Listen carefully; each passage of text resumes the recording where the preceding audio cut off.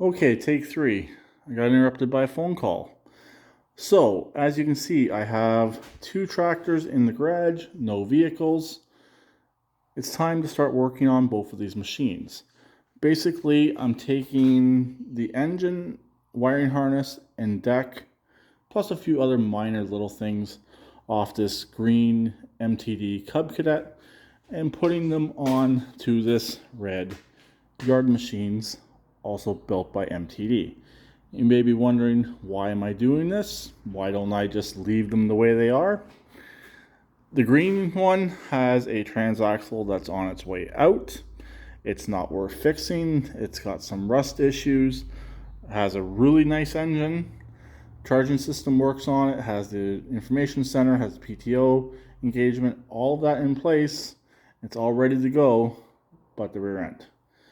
If you are familiar at all with these MTDs, the rear ends are not the easiest to transfer. Um, and simply, it's not worth it to actually put a rear end in this and have it going as a actual machine. On the other hand, I have this really nice yard machines, same engine. It's the same transaxle as well, but it's in a lot nicer condition. But the deck is not any good on it. It's missing a piece of linkage between the engagement handle and the actual deck itself. I don't know if it has the wrong deck with it. I really don't know. So the plan is to take the one off the green machine, the green Cub Cadet, and put it on the red machine. Like I said, they are both 20 horsepower engines. The only reason why I have to change out the engine is for the charging system, to have the higher amperage charging system in this machine right here. This machine has all the provisions for the information center, PTO engagement. It's just a matter of cutting out the plastics and putting them in place. The plan is to swap mostly the entire wiring harness, except for the three wires that go to the back. I may cut and splice them unless I can get them out. This machine here is pretty clean. So if they come out, I'll swap them. If they don't come out, I'll probably cut and splice them. Um, as for solenoids, stuff like that, both machines have good solenoids. So I don't really have to swap any of those types of parts. As long as the wires go back on where they belong, we are good. The only real difference between the two machines, this one has that little yellow triangle button, basically so you don't run your kids over. The green machine does not. So that button will no longer work on this machine. Not a big deal. It just won't be hooked back up. It will just stay in place. The ignition is fully separate from that little orange button, so it won't even know that it's not even there. So, like I said, the green machine is not going back together. It's going to get stripped down for parts anyways. What's left on it will be just the tires and body. Tires are usable. Fronts do need bushings, but yeah. Obviously, I'll sell the engine. The engine's definitely not going for scrap, actually. My bad. It will be this engine right here. I do have to swap the top covers over since the one on the other machine does say Cub Cadet. And this one says Briggs & Stratton. As you can see, 2042.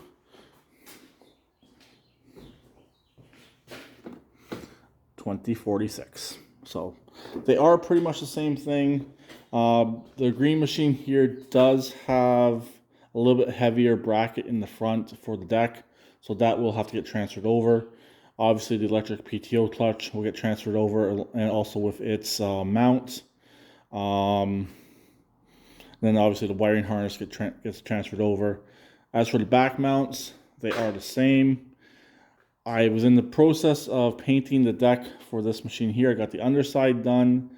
I bought spray paint today, but unfortunately, I bought the wrong color. I want gloss black, and I bought gloss green. So the deck will have to wait for a little bit. Also, the blades and blade nuts are on back order, so gotta wait on those parts as well. So not a big deal to get this red one done.